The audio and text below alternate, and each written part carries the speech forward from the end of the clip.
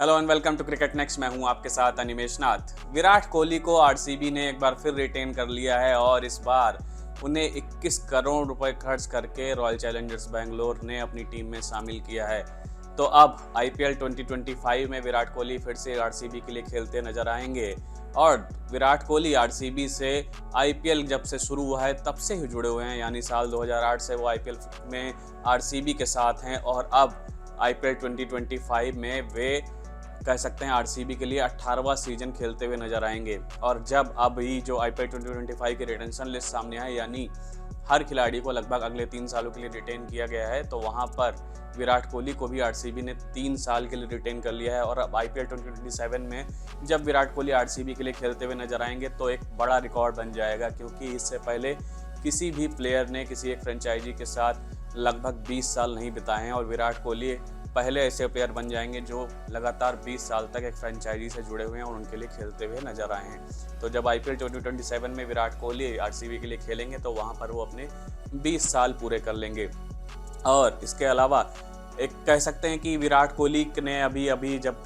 उनका रिटेंशन का लिस्ट में नाम आया सामने आया, उसके बाद उन्होंने एक अपना वीडियो शेयर किया है। इसके अलावा आरसीबी के फैन पेज, आरसीबी के ऑफिशियल हैंडल पर भी वो वीडियो शेयर किया गया, जहां पर विराट कोहली ने कह सकते हैं अपने फैंस को शुक्रिया अदा कहा है और आरसीबी की फ्रेंचाइजी को भी शुक्रिया अदा कहा है कि उन्हें एक बार फिर रिटेन किया गया।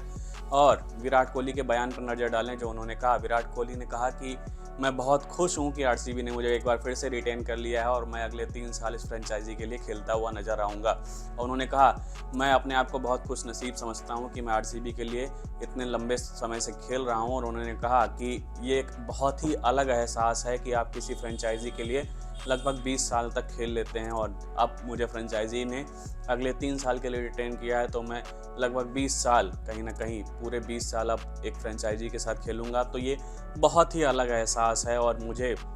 जितनी खुशी महसूस हो रही है वो मैं बयां भी नहीं कर सकता। इसके अलावा उन्होंने फैंस को भी शुक्रिया अदा कहा कि उन्होंने जिस तरीके से इतने सालों में मुझे सपोर्ट किया है और आरसीबी की फ्रेंचाइजी को सपोर्ट किया है, मैं उनका बहुत बहुत धन्यवाद देना चाहूँगा। और इसके साथ ही जब रिटेंशन लिस्ट की बात आई तो उन्होंने ये भी कहा कि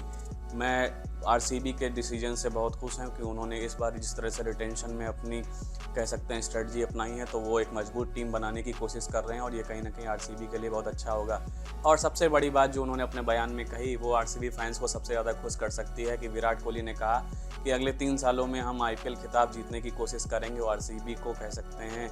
मेंस कैटेगरी में एक पहला खिताब दिलाने की हर संभव कोशिश करेंगे।